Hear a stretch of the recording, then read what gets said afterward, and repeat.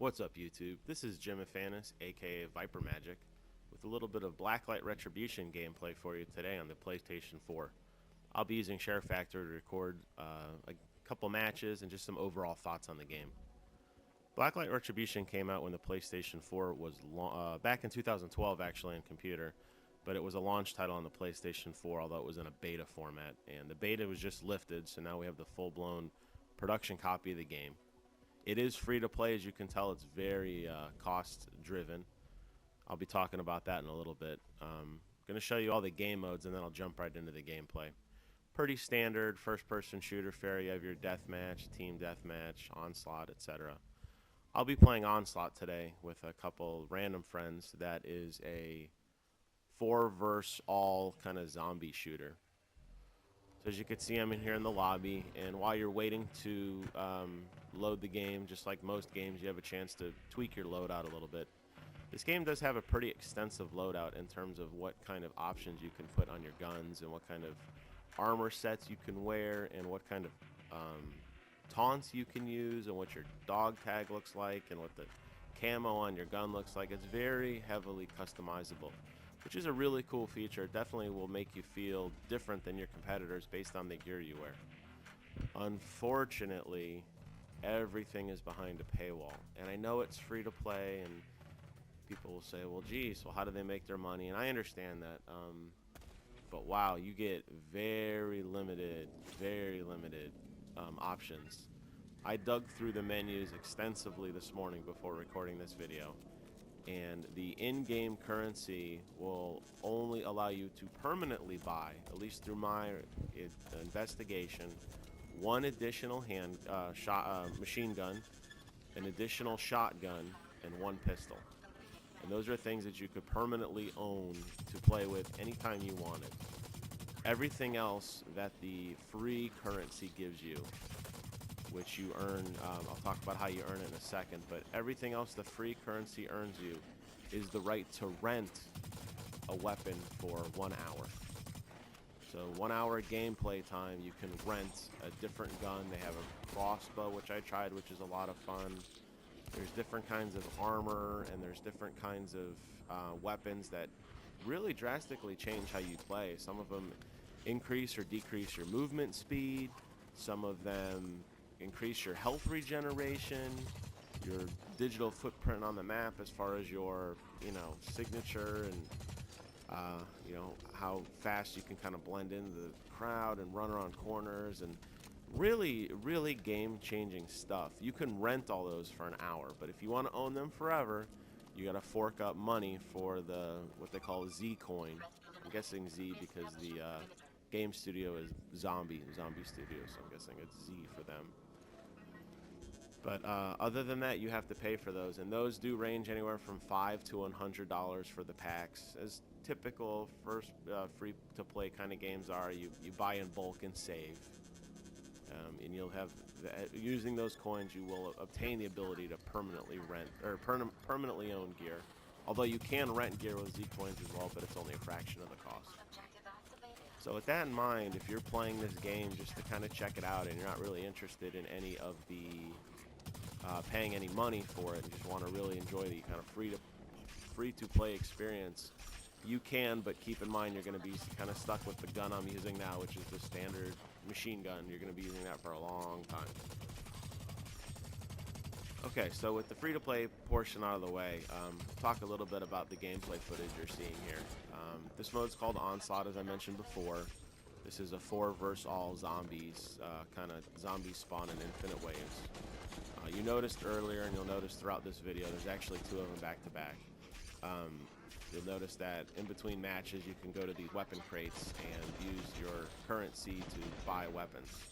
Now, this isn't the same currency as the currency I was talking about previously to rent weapons throughout any game mode. This is exclusive currency to this map, and it's in the bottom left-hand corner. They're called CP points. So right now I have about 480 of them.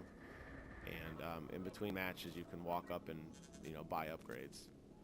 I did find, though, the upgrades were kind of lacking initially, and I didn't realize that was my own fault, and you won't see that in this video, but you can customize those upgrades. So Just like everything else, in between matches, you can go into your in between matches, you can go into your character screen and actually change what weapons appear in that crate. You're currently limited to 5 of them, so you'll be able to change out what weapons you see. By default, there's like a flamethrower, a rocket launcher, some sort of armor, and you can change those out. Loading up another game here. Obviously, we died, and just a disclaimer for all my videos. I know I've said this a zillion times. I'm by no means a pro, so don't expect any pro tips. Just, I mean, I could hold my own in a first-person shooter, but I'm not the best. Again, you customize your weapons in between matches and everything. You could see that CP reset to 0 because we're in a new match. Visually, this game looks amazing. It runs at 60 frames a second. Gameplay, the graphics look pretty nice in places, and then there are some places where it just horribly falls apart. But overall, I had no lagging or spikes or anything, and I don't believe they're dedicated servers. I'm not sure. But I never had any kind of lag spikes, or I never had any kind of instances where I felt like I wasn't in control of my own destiny.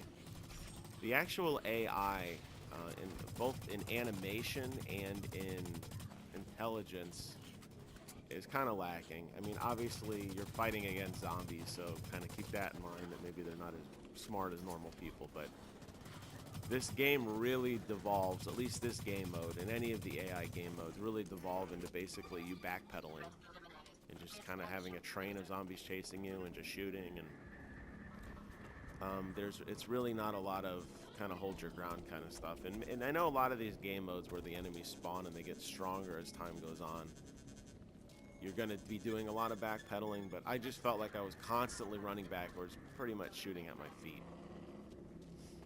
So that was kind of odd.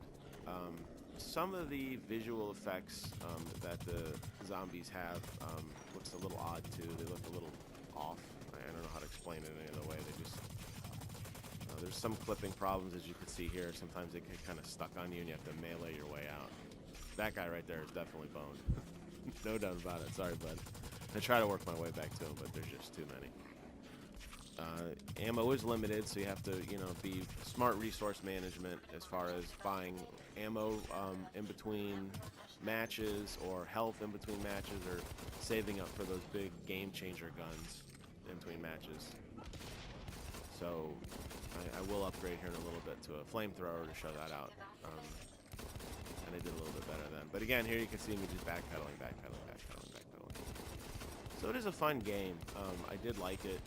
I played it when it was in the beta. Obviously, the storefront wasn't completely loaded up, but I just have a hard time swallowing that, you can only rent stuff. And the way you do earn currency to rent is kind of novel. You don't just earn currency based on killing people. You actually earn currency on time played as well. So if in between matches, or during matches you're not very good, if you just hang around long enough, you eventually will get to try all the weapons. So you're just going to earn currency at a slower rate. Obviously, every time you kill somebody, you get a little bit of currency. You get a little faster.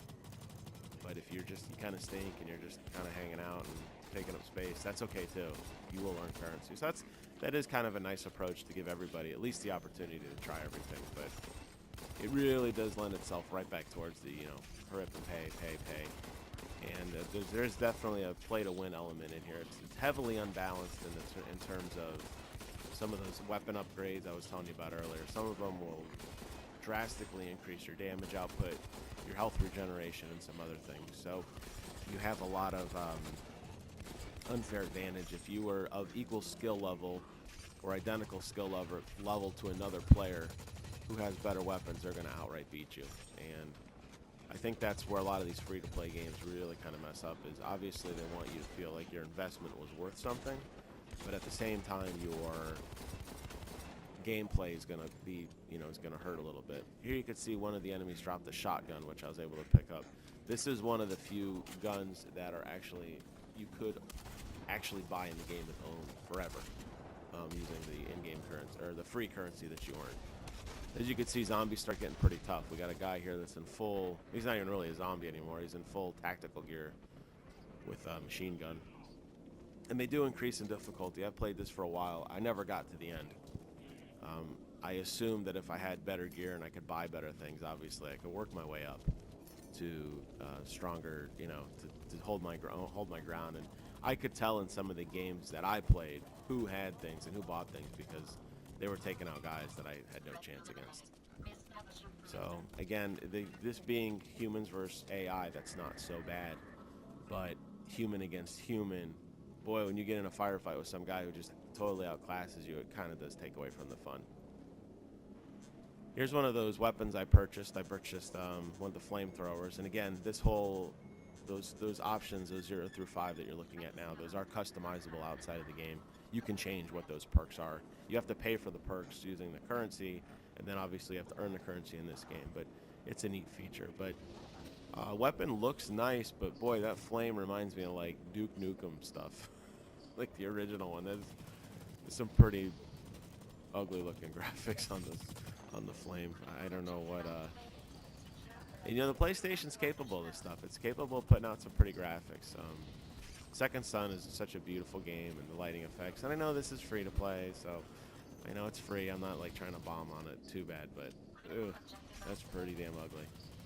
Now the bigger enemies you do get some more money for, so there is an advantage to go after some of the big ones to get a little bit more currency if you're really interested in upgrading quickly. And there is definitely a level of strategy involved in how what enemies you go after in what order. But and that's the other thing. I just bumped it there actually by accident. That's how much of an afterthought it is. One of the novel features of this game is you do have this kind of night vision or 3D vision where you could see through everything. But it's such a hindrance to turn on and off. I mean, it is a button press, but it really takes you out of the game. Nobody uses it. It really is an afterthought, at least to me. So anyways, free-to-play game. It's got its pros and its cons. If you're looking for a shooter and you don't have any money and you don't mind, just sticking with kind of the base weapons and you like shooting zombies against your buddies, this might be a game for you. This is Viper Magic, and I will see you guys on the other side.